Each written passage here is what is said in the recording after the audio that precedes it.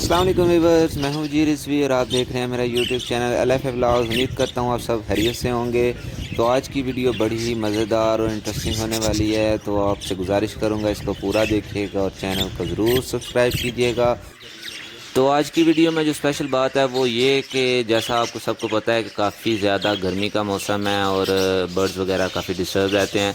तो मैंने सोचा कि आपसे डेली बेसिस की इनको जो मैं जिस तरह से डील करता हूँ गर्मियों में उसकी रूटीन एक शेयर करूँ। तो उसमें जो सबसे इंटरेस्टिंग और मज़ेदार चीज़ मुझे लगती है वो है इनके नहाने का अंदाज़, क्योंकि मैं इनको डेली बेसिस पे नहला देता हूँ गर्मी की वजह से और देखता हूँ कि ये माशाल्लाह से बहुत ही ज़बरदस्त और बड़ी ही क्यूट सी हरकतें करते हैं। तो उम्मीद करता हूँ आपको ये वीडियो पसंद आएगी, स्पेशली मुझे बनाते हुए तो बड़ा मज़ा आया। तो चलिए टाइम वेस्ट किए बिना वीडियो स्टार्ट करते हैं और गुजारिश करूँगा एक बार फिर के वीडियो को आखिर तक ज़रूर देखिएगा।